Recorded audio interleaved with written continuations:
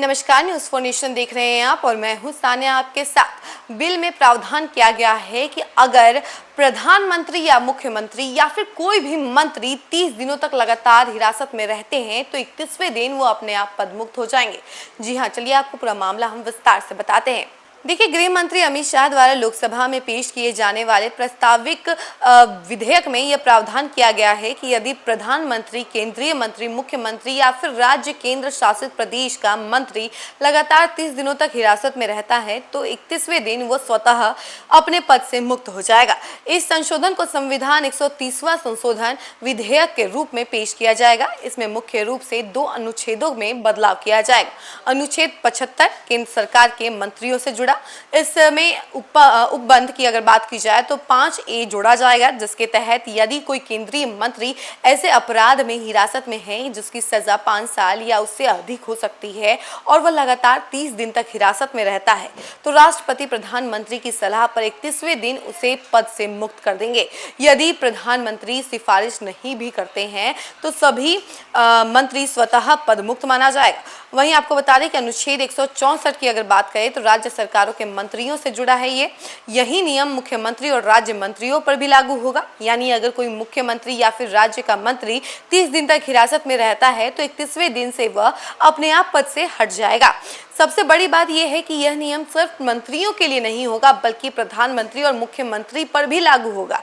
मतलब यदि देश का प्रधानमंत्री किसी कारणवश गिरफ्तार होकर 30 दिन तक हिरासत में रहता है तो 31वें दिन वह भी अपने पद से स्वतः हट जाएगा।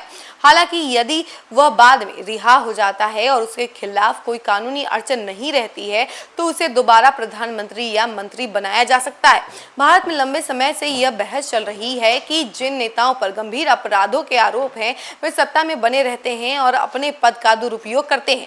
कई बार मंत्री या मुख्यमंत्री जेल में रहते हुए भी सरकार चलाते हैं या प्रशासनिक फैसले प्रभावित करते हैं।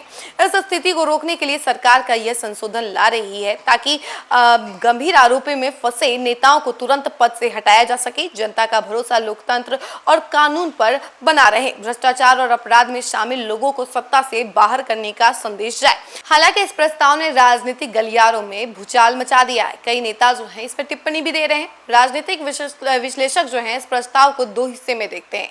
सबसे पहला सकारात्मक पहलू अगर बताओ तो सत्ता में बैठे नेताओं को अपराध से मुक्त रखने का सशक्त प्रयास, और दूसरा भ्रष्टाचार और गंभीर अपराधों में फंसे नेताओं पर रोक, और तीसरा जनता का विश्वास बढ़ेगा कि अपराधी जेल में रहकर सत्ता का मजा नहीं लूट पाएंगे। और दूसरा नकारात्मक पहलू अगर बात की जाए तो गिरफ्तारी की प्रक्रिया अगर निष्पक्ष नहीं रही तो यह लोकतंत्र के लिए खतरनाक होगा। विपक्षी नेताओं को सत्ता से बाहर करने का आसान तरीका बन सकता है। कानून का इस्तेमाल राजनीतिक बदले के हथियार की तरह भी हो सकता है। अब तक नियम क्या था वो हम आपको बता देते हैं। देखिए, अब तक संविधान में यह प्रावधान है कि कोई भी जनप्रतिनिधि अदालत द्वारा दोषी ठहराए जाने के बाद पद से हटता है।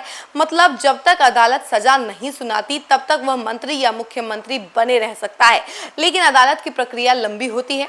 कई बार सालों तक मुकदमा चलता है। इसी दौरान आरोपी नेता सत्ता का फायदा उठाते रहते हैं। यही वजह है कि सरकार ने अब गिरफ्तारी और 30 दिन की हिरासत को ही पद मुक्त करने का आधार मान लिया है। देखिए, गृह मंत्री अमित शाह इस संशोधन के साथ 3 और विधेयक संसद में पेश करेंगे। संविधान 130वां संशोधन विधेयक और केंद्र शासित प्रदेशों का शासन यानी संशोधन विधेयक और जम्मू कश्मीर पुनर्गठन संशोधन विधेयक, और इस सभी विधेयकों को संयुक्त संसदीय समिति JPC को भेजा जाएगा और समिति अपनी रिपोर्ट संसद के आगामी सत्र के अंतिम सप्ताह में देगी। आपको बता दें कि यह सवाल हर जगह उठ रहा है कि समर्थकों का कहना है कि यह कानून भारतीय लोकतंत्र को शुद्ध और पारदर्शी बनाने की दिशा में ऐतिहासिक कदम होगा। विरोधियों का कहना है कि यह कानून लोकतंत्र को कमजोर कर देगा क्योंकि सत्ता पक्ष इसका दुरुपयोग कर सकता है।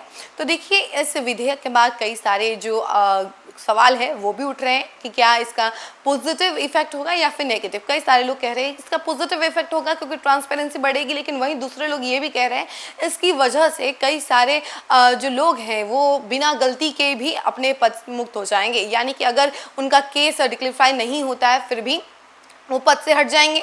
आपको बता दें कि इस मामले के बाद अब जो है एक अलग ही राजनीतिक मोड़ नजर आ रहा है। इस खबर में फिलहाल के लिए इतना ही। ऐसे ही तमाम खबरों में बने रहे हमारे साथ और देखते रहे न्यूज़ फॉर नेशन। धन्यवाद।